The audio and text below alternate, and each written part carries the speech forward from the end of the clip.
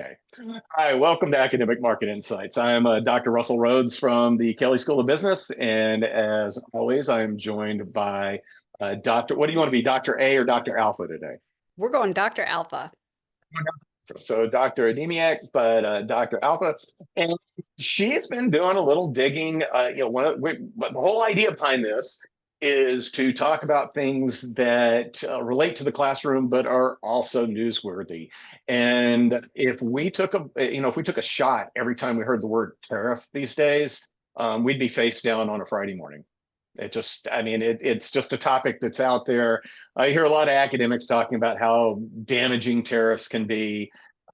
I think everything is not totally terrible and everything is not totally great. They're happy, there are pros and cons to everything. And that's what we're going to spend the next 20, 30 minutes or so talking about. And as we're going along, if you like what we're talking about, hit the like button, subscribe so you can see when these pop up as they come out weekly. And if you have any questions, comments, etc., or a topic you would like us to talk about, that is what the comment section is for below. So with that, I am turning it over to Dr. Alpha, who has put together a pretty cool presentation about tariffs. And there might be some arguing today. We'll see. I'm kind of excited. As Dr. Rowe knows, I've taken a weird stance. I'm almost pro tariffs at the moment, and it's because of the cultural shift that we've had from savings to basically full consumption. So if you've seen other videos, you know that I guess I'm very wary of Keynesian economics and wary of overconsumption and bidding up prices. And I feel culturally, particularly in the last 40 years, that's where our American culture has gone. And I would love to see some reversals. I would love to see some more savings. And I know it's an unpopular view at the moment, and it's one of the reasons that we started talking about it, because it is an unpopular view. We like the idea of spending more. So let's get into it.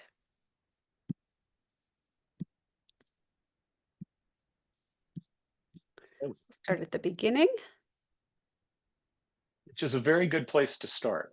It's a good place to start. And so this is called Consumers, Savers, and Tariffs. Oh my.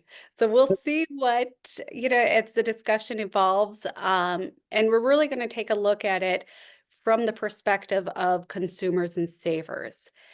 And the reason why we care so much is our aggregate income. Why? And so this is one of the things that's really discussed heavily, especially in macroeconomics. And partly one of the reasons for the mandate of the Fed is to see that our overall income, our overall gross domestic product, or GDP, is going up, right? So we're thinking about what actually goes into that. And we have 4 different major topics that go into our aggregate income: consumption, which is C; investments, and another way to think about investments particularly is savings; government spending; and then exports minus imports. Hopefully we have a net positive and we are bringing in more than we are sending out, and that's in terms of revenues, not necessarily products, but we're constantly looking to generate more income. In the U.S., and what we're going to focus on are these 2 lovelies: our consumption and our investment. So I wanted to come back to this is now a microeconomic topic, but our household supply, labor, capital, natural resources, and entrepreneurship, they receive as a reward wages, interest, rent, and profit. The area we are focused in is our capital, which is another way of saying investment. So this is money that, as regular or as the American population is putting out into the markets or putting out in form of any kind of investment, and then they're going to receive an interest rate in return. So this And investment, go on. I was just saying, and that's that really is the biggest source of investment capital in the country is household savings. And a lot of people don't realize that it's that important to, and if households never save, eventually, if you never save as an individual, it will catch up with you. So that's Yes. all I was going to say is a lot of people don't realize how important the household savings is to the overall economy as far as money being deposited at banks that can be lent out or money that's being invested in hopefully industries that are growing. But that it is the biggest source of that. So the household is very important, even though it's not, nobody's individual household is as large as most S&P 500 companies, but it's a big deal. Well, and we don't think of households as the number one investors, but we really are. And that investment is going to take that the form of you investing in your 401ks. That's a form of savings. And I'm going to talk a little bit consumption versus savings. And I'm going to go on a slight tangent. In financial theory, we take consumption or our income, and you have two different things about that you can really do. And you can either consume it today or you can invest for consumption going forward. Okay. And by being able to invest, what it does is it actually expands the entire economy, because you have that ability to invest for a future period. I apologize, I just love this graph so much. So if we didn't have an investment, this is good A, and this is good B, we're going to get a rate of marginal utility of asset A compared to asset B. And if we're 100% B, we're not going to have any utility for A, and so on and so on. But what investing does is it allows for us to draw this tangent line, and it expands the entire economy. So now people who don't have enough to eat this period can borrow from people who have too much to eat. This is also dubbed the corn economy. So if you have corn today and you have too much corn, you can plant it and then eat it next period, or you can give it to somebody else who needs to eat it today. So again, by allowing that distribution of assets, the overall economy is doing better. And so again, to come back to it, two choices with our income. We can either consume it or we can invest it for the next period. If we wanted to go deeper into some financial theory, we can come into the idea of smoothing that consumption. So we get accustomed to a certain lifestyle, and we don't really want to deviate or go backwards. And I can tell you, I have deviated and gone backwards in my lifestyle. I worked in the financial markets and then went back to school to become to get my doctorate. And it was nicer working the financial markets and having disposable income. Being on a tight budget as a doctoral student was not nearly as much fun, and most people don't choose to do that. Okay, so we like to consume. And let's talk about how consumers are rewarded. We have instant gratification, and this is something that right now we struggle with quite a bit in my household, as I have a 4 and almost 8-year-old. They are very into instant gratification. Now, my 8-year-old or almost 8-year-old is getting better at some delayed gratification. Uh, for example, I have bought some things for Christmas and he's seen them. And I said, well, do you want this for Christmas? He said, oh, yeah, so I'll wrap it up. And he, I'm sure, knows or remembers, but he's willing to delay that gratification for timing purposes. I think today is December 6th. Christmas is in 19 days.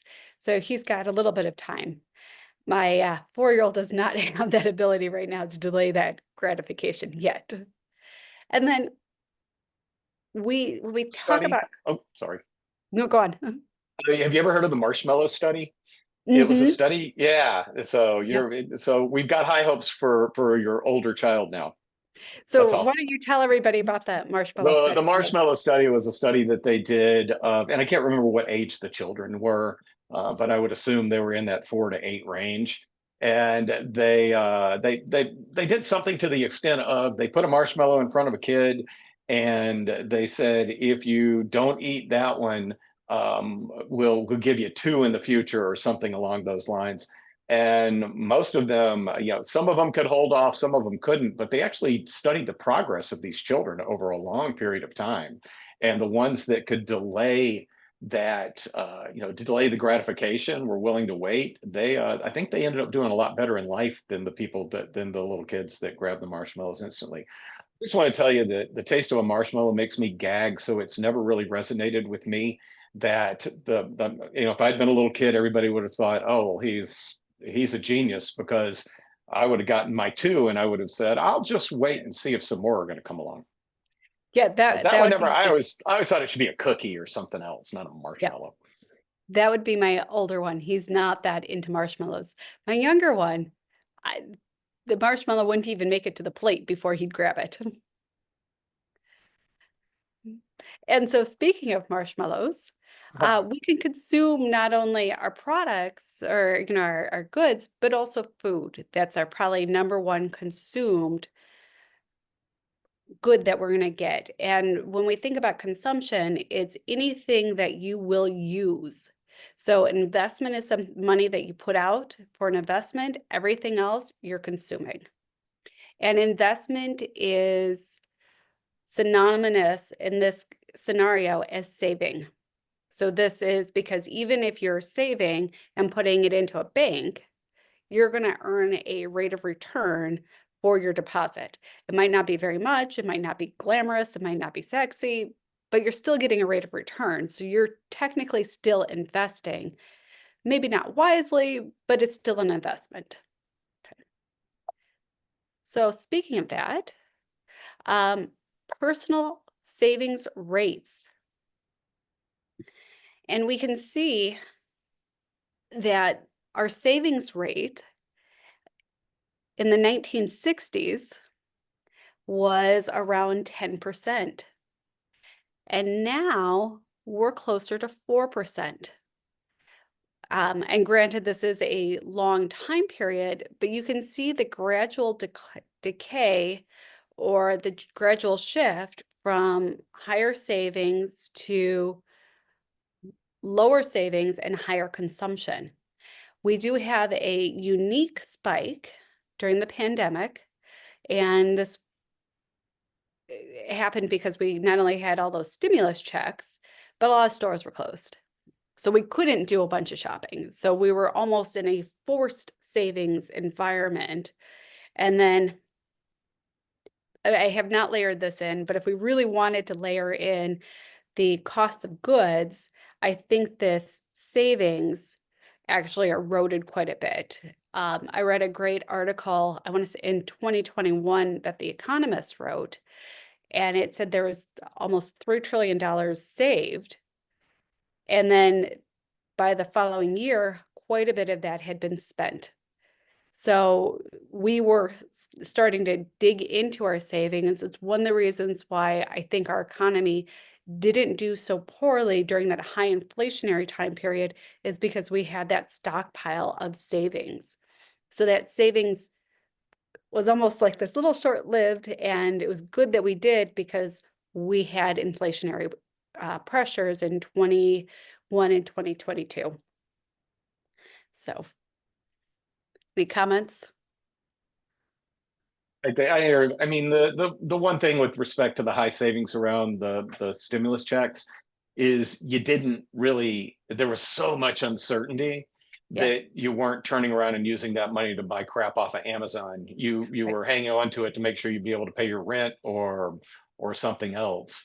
And I wonder if that second spike has anything to do with. I'm trying to see if that might be when we had changes in administrations, and maybe the Biden administration was more generous or did a second round of stimulus. Or you know what? They stopped doing the student loan thing. That's what they Oh, did. Sure. that must be where that second one came from. I've been just trying to formulate that in my brain as I sit here. That might be when we have. I don't know if you still have to pay on yours. I'm still paying on mine. Mm. But the student loans, I wonder if that helped because all of a sudden money that you thought was going to get taken out of your check is not being taken or automatically debited. That probably has something to do with it. Absolutely. And that again, if you can reduce some of those save or reduce some of those costs, you now have the opportunity. And getting back to your point about purchasing things, there were several items that I wanted to purchase during the pandemic that I couldn't.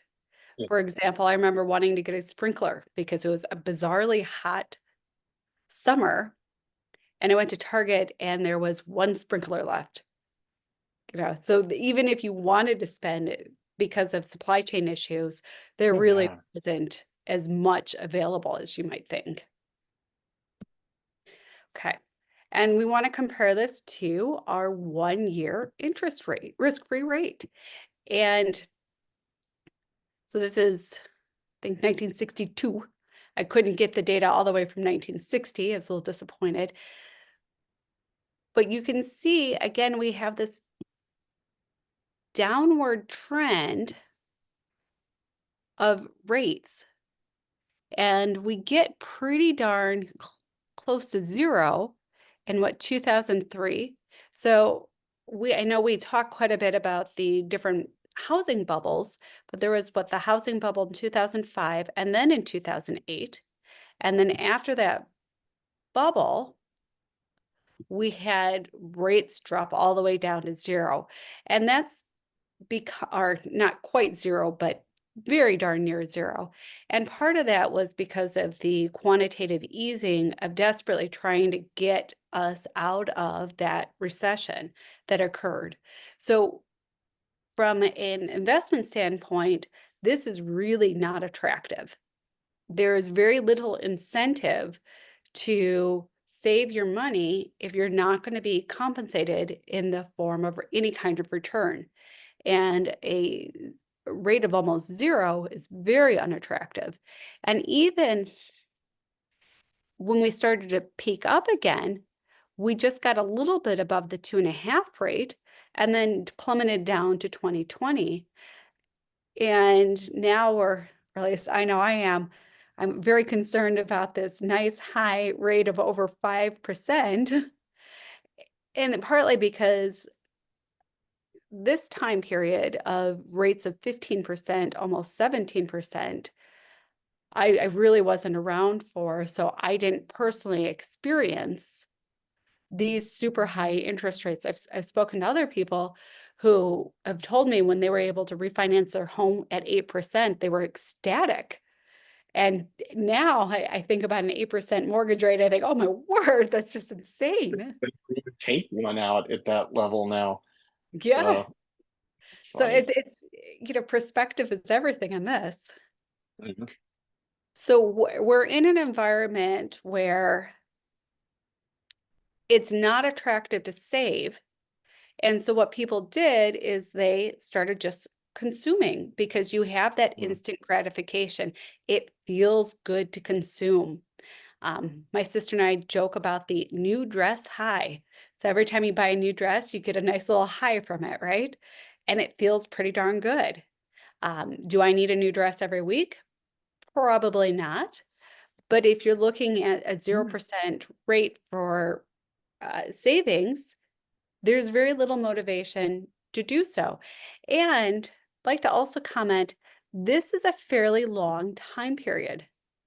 So we're looking at a 20-year time period of fairly low rates. So again, very little motivation for our savers.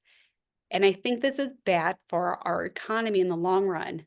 So low interest rates are designed to help stimulate the economy so that people invest more or so that businesses can utilize that money that's available to them and be able to uh, build new buildings, invest in new machinery, and hopefully get the economy moving more quickly. And during this time period, particularly in 2009 2009, and I apologize, I don't have the data on top of this, but 2009 started one of the biggest bull runs in the stock market that we've ever had. So we've got great returns from in the stock market, low interest rates, and their economy is starting to really take off and to be stimulated. So when we had then the pandemic, all of a sudden we have a shift in our economy. But you can see culturally why there'd be a push for consumption as opposed to savings. And that has me concerned because eventually we're going to need to start to save again. As Dr. Robe pointed out, if you're an individual and you don't save, it eventually will catch up with you. As a culture, we're not saving, and eventually it's going to catch up with you.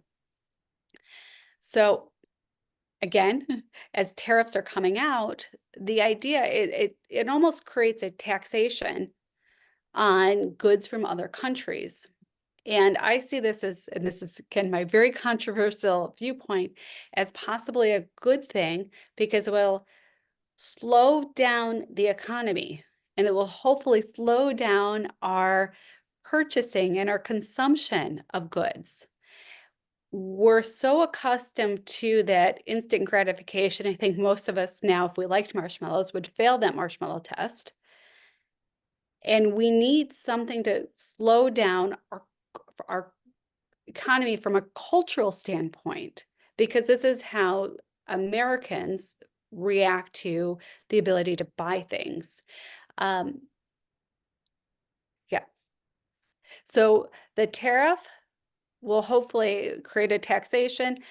And this is just my hope. I'm also hoping that that will force better quality products.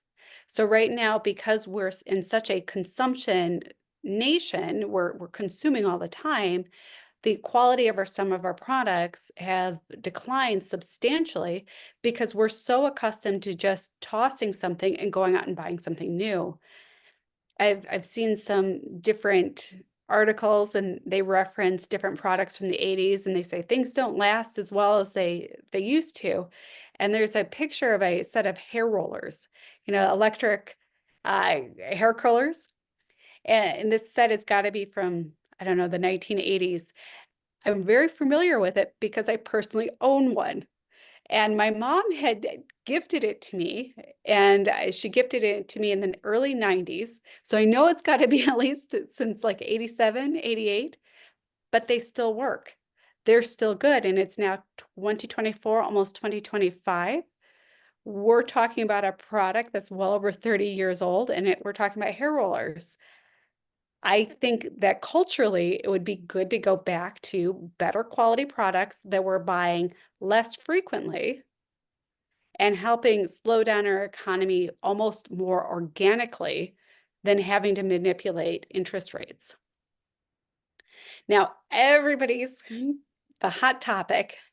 Everybody's more concerned about what's going to happen to their taxes and their overall income.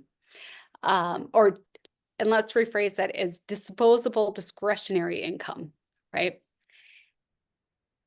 A tariff is going to is going to allow for you to make decisions on how and when you're going to be taxed.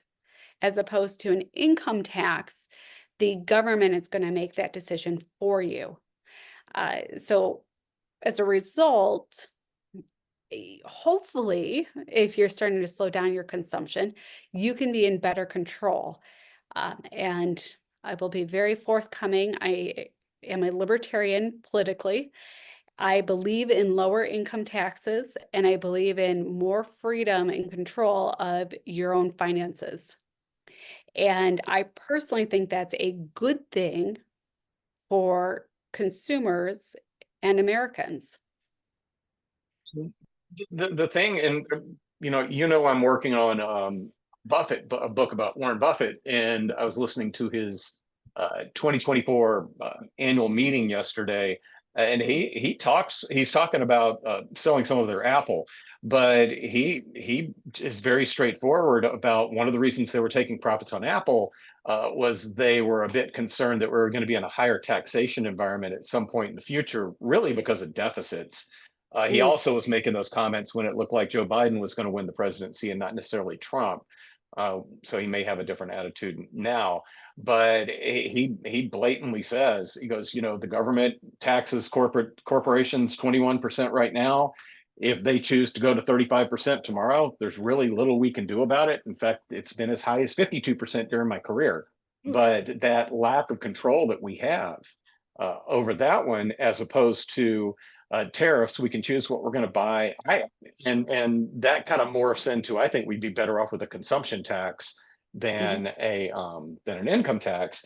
But I do understand how a consumption tax, what ends up happening is lower income people end up spending a larger percentage of their income on taxes. So I understand how it can hurt people at the lower end of the income stream. But on the other side of it, at least you can decide if you want to save or if you want to spend money. And so that probably would help with the savings rate. It would, and again, Yeah, it would help with that the savings rate as well. So and that motivation is to shift some of our cultural expectations. mm, Um, and I found this chart, and I thought this was very interesting. So it's the looking at consumer debt, and this is only up to 2019, so this doesn't have 2020, but it's our mortgage debt down here, and this is a percentage of GDP, motor vehicle, student loan, and you'll notice that student loan really doesn't come in until like 2005, 2006, which I thought was interesting. Federal debt, and then state and local debt. So this is our just debt as a percentage of our gross domestic product, which I, again, thought that was kind of interesting. And you'll see that we're essentially levered up. So we this only had, runs through 2019. it only runs through I 2019. can only imagine It's so much more. the scale is going to be have to go above 200% now, from what I understand. Right. And so what we're meaning by your with leverage is this idea that you borrow so that you can spend more money than you have. And you can see as our debt, even, so let's say we're going to pick on 2009, before we even get to federal debt or state and local debt, our population debt of student loans, credit cards, motor vehicles, and mortgage debt looks like it's got to be 75% of GDP, which is astronomical. Yeah. I remember in 2009, 2010, looking at there were financial products. They were essentially like mortgage-backed securities or just other packaged backed securities or like another ABS, but it was on credit card debt. So companies were splitting up credit card debt and selling off tranches of this debt. The idea that we as an Americans have that much credit card debt and we have overspent. So not only are we not saving, but we're spending and consuming more than we actually have it's just boggling. And I would love to see a cultural change where that can't happen, that financial institutions say, no, this is really bad. We're not going to have a population that is going to be stuck in debt forever.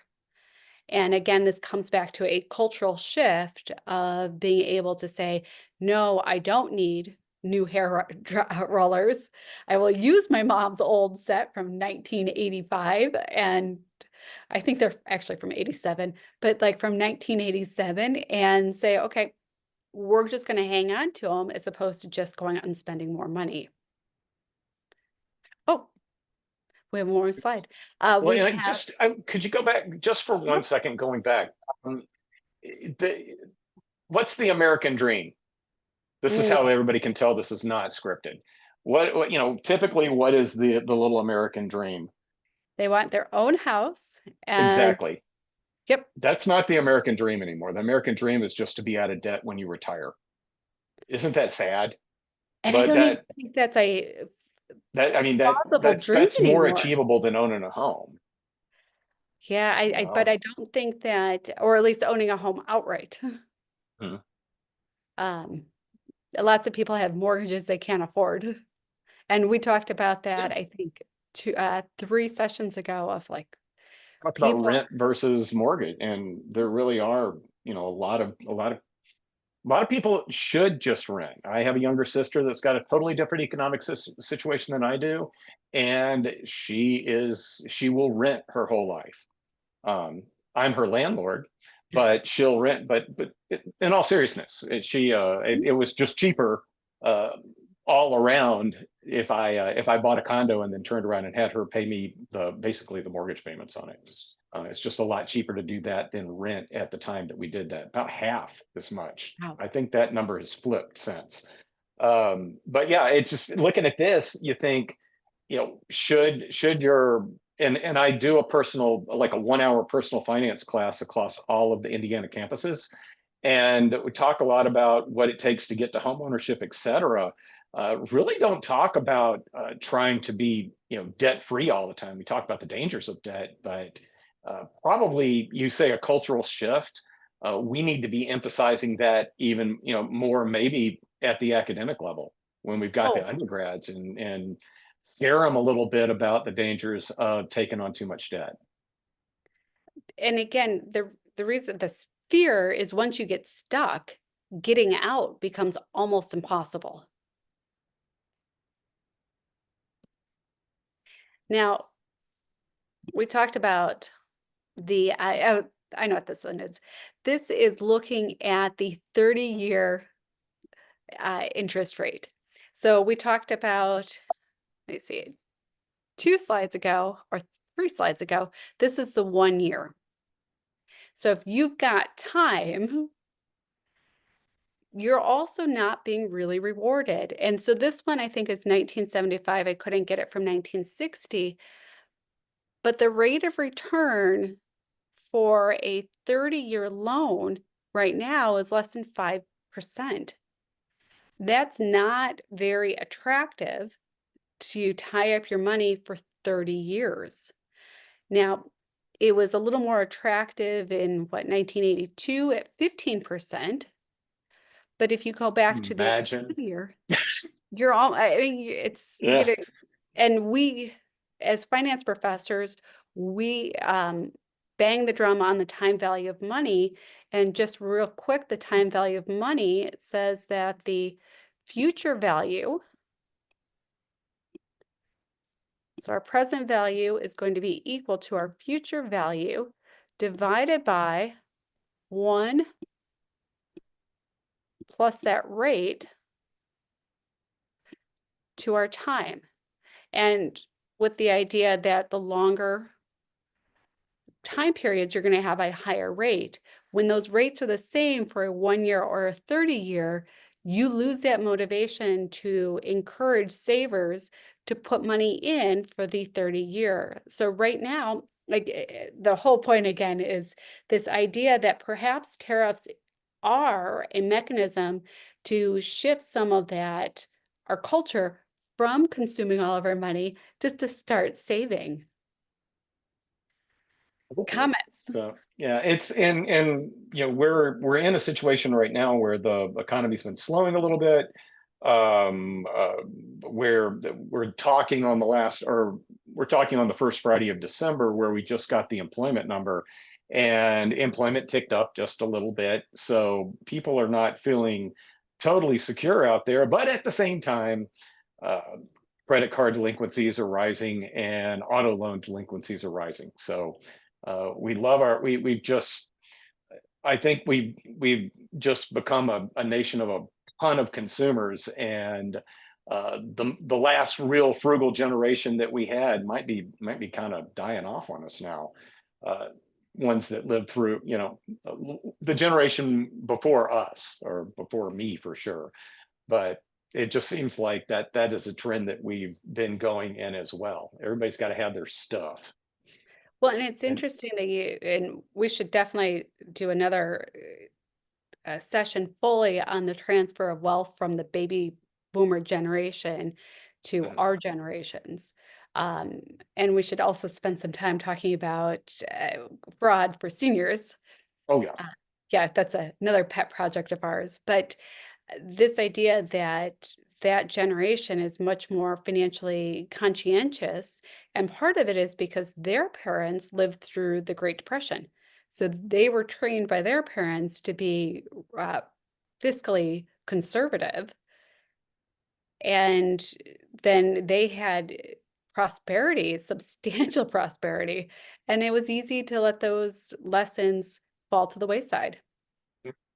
And you used to have to leave the house to buy stuff. Yeah. You know, I mean, it's very rare, especially back when I used to work on a trading floor. It was very rare that you didn't see at least one person online shopping over the course of the day. Sure. So we're in trouble. We know that, and but we also know that in the long term, these things always kind of fix themselves. Mhm. So there. So you're so good at the outro. I'm gonna let you do that because we have found that more people subscribe and like when Dr. Alpha is talking versus when Dr. Rowe is talking. We have not She's found much more that yet. pleasant than I am. I say no. No, no, So no, no, no. That was very kind of you, but that is not necessarily true yet. Yet.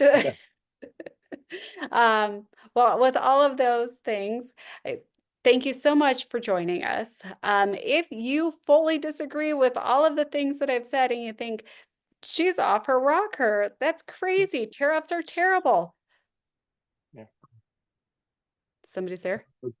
you're on my side of me. I'm saying complain to her, not me. Yeah, yeah, okay. So yeah.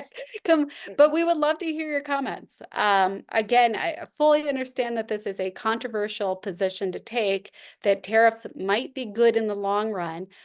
We are very interested in generating discussion. If there's something more that you'd like to hear, if you want to go deeper on something you think, ooh, what is this aggregate income? Let's talk about that. Let's look at the historical parts of that.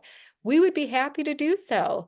So with that, I hope that you hit like, hope that you subscribe, and we will see you next week. Thank you, Dr. Rowe. Yeah.